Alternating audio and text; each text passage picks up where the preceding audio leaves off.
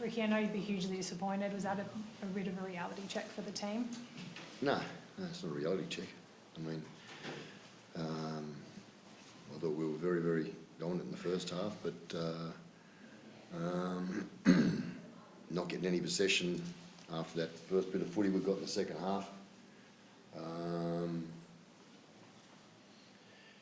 They used it really smartly. We just couldn't stop their flow of attack. They were getting quick play the balls, and they were really on the front foot, had a lot of momentum. And you could just feel the confidence in the Canterbury team. You could just feel the confidence grow. The more ball they had, it was a little bit very similar to our first half. Were you concerned with the way, though, they were able to strip you so easily on the edges, like the way Crichton really exposed that edge particularly? Lara, I told you before the game, you asked me, what were you worried about? And I said, Crichton and kick out. I said, we've got to defend those players. You know, we missed too many tackles on those two individually, but you've got to have a look at what happened at the ruck previously.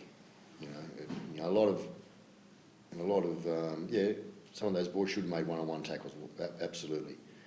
But when they're getting momentum and coming at you with such pace, and they're big men,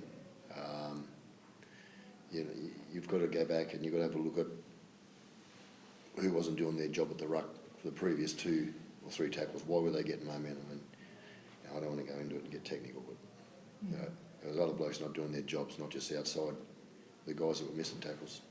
It's early in the season, though. It was such a big occasion. You've got plenty of time to do work-ons on that. What are some of the lessons you think you can take out of it? I've been telling you all that all week. It's round 10. We're a brand new team, and this is just part of the journey. Yeah. We'll learn from that. We weren't good in a big part of that game, but as I said, it's round 10. If I had a 1, I would tell you the same thing. It's around 10.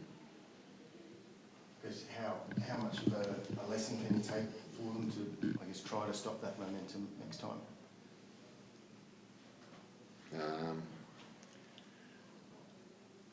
Well, we've done it in other games. We just didn't get it right tonight.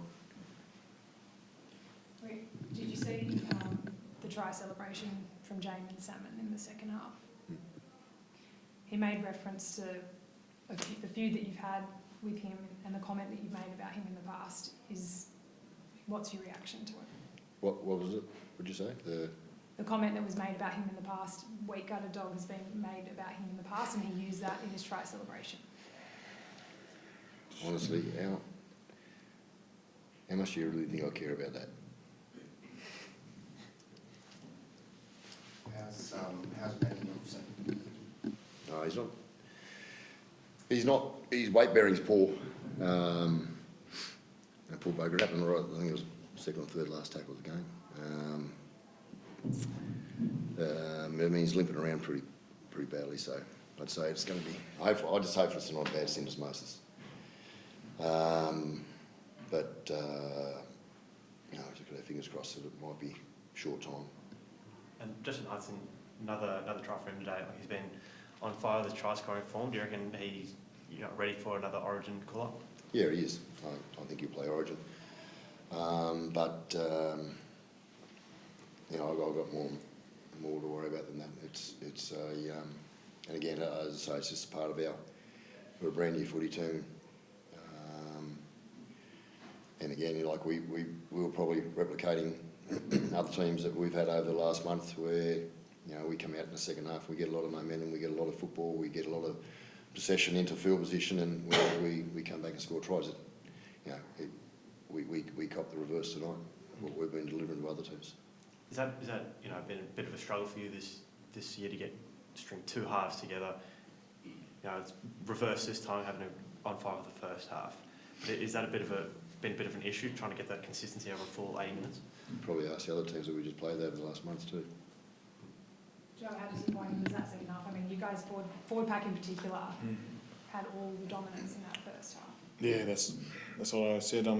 disappointed that second half. It was we didn't win the rucks, and that's why the edges were dominant. There's going to be some tough conversations, but that's a part of our growth as a team, and we're all grown men and we can take it. But yeah, that second half we'll probably just look at that and review, and it's just disappointing. As devastating as that second half was, Joe, there's also plenty of positives for you guys to take out of it, being that this is the first time in 30 years that you guys have had a sold-out crowd here at GIO Stadium, and you must be extremely proud of the team and the culture you guys are building amongst your fans here. How does that feel? Yeah, it's huge. I talk about it every time we play at home.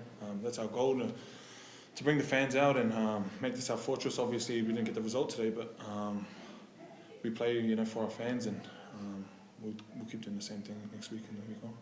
So obviously it's already been mentioned that it is sold out today. So what would you like to say to fans to try and sell out every other home game, no matter who you're playing against? Yeah, definitely. Come out. It's huge for us, especially when the momentum swings and we need the crowd to get behind us. And it's good for the community as well. I think when we're playing good, the crowd comes out and vice versa. Thanks, guys.